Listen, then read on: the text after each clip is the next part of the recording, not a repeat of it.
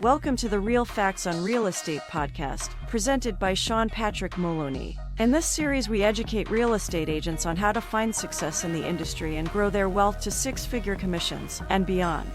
Now here is your host, Sean Maloney. Welcome to episode 288. Will buyer's agents cease to exist? I'm your host, Sean Patrick Maloney. Thanks for joining me this week. Guys, the NAR settlement is here. We're less than 4 days away from implementation of the changes, and we're trying to figure out what it all means. A lot of people asking me, are there going to be buyer's agents? Are there going to be buyer commissions? What are people going to do to afford it? All great questions. A lot of hypothetical things people have thrown out there. Today I wanted to break down some of the myths, the legends, tell you my thoughts, and just kind of let you know my feelings on whether or not buyer's agents will continue to exist. Let's go over some of the elements. So first off, buyer's agents must work under a contract to start. That's new. Some states, not new. This one here, guys, I think we can get over that one pretty easy. I think it's actually not a bad thing if the state would help educate consumers. But remember, this isn't a legal thing. This is an agreement to a class action lawsuit saying that, I shouldn't even call it a class action lawsuit, but a settlement saying that we won't do certain actions because we're part of a certain group, National Association of Realtors.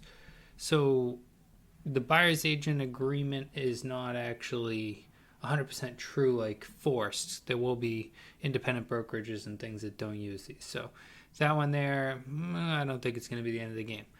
Now, another part of the commissions agreement is the idea of that the MLS can no longer share commissions. They can't have on there what the commission is available for any buyer's agent cooperating compensation or even seller compensation or even alluding to the idea of it.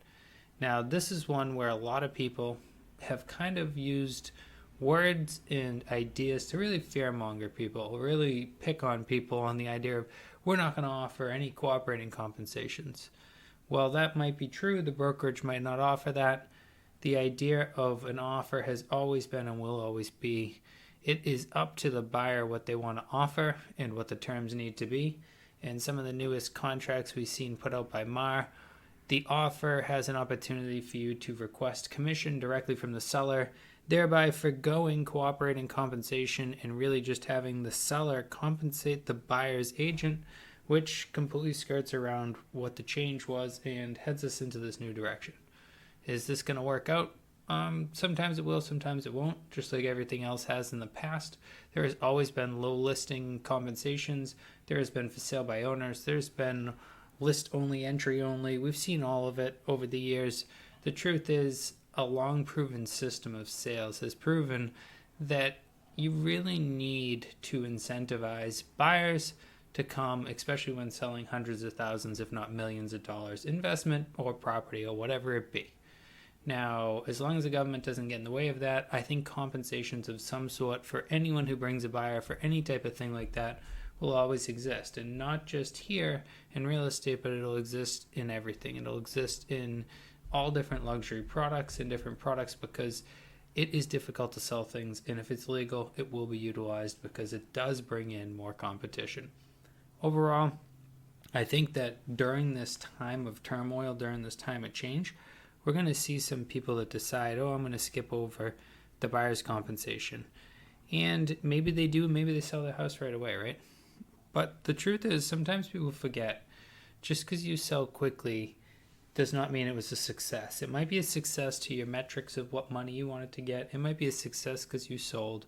It's certainly not a negative. But you will never know what you didn't try. You will never know what bringing more people to your listing would have looked like.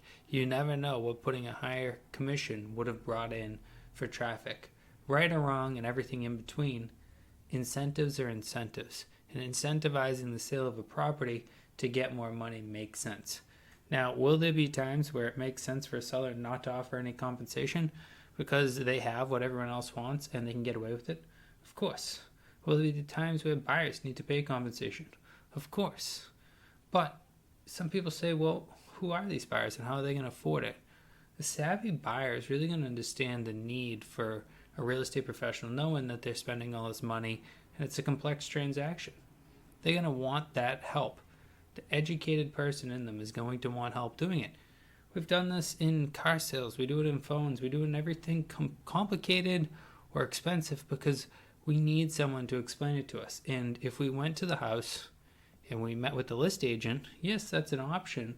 But the list agent has a specific duty to the seller to sell that house for the most money possible, for the best terms possible to them. They do have some laws. We need to disclose things. But guys, they work for the other side. So that doesn't mean the buyers are just going to they're just going to get rid of us and move on. So overall, if you can't tell by this pace, guys, I think buyers agents will continue to exist. But that said, I think a lot of them will leave. I think a lot of agents will leave. I think a lot of agents don't have confidence in what they do, and that means that they're going to walk away from what they're doing. This means it's going to create great opportunity for those who are ready for these changes. Just like all changes that happen that are inevitable, everyone's going through the same thing. It's how you handle it, where you take it, and how you convey it to the clientele. How do you continue to exist in the industry, and what are you going to do to make changes? Guys, I think buyers agents are going to continue to exist, but the educated ones are going to do great. The great news is you're here listening to a podcast, so obviously you care. Obviously you're going to be a great agent, and I think you're going to find much success. Thank you so much for listening to today's podcast. I look forward to talking to you next week. If you have any ideas or comments, feel free to DM, PM, whatever works best for you. Check us on the web, realfactsandrealestate.com, and also check out our Facebook group and get in and make some comments about everything we're talking about. Thanks so much and have a great week.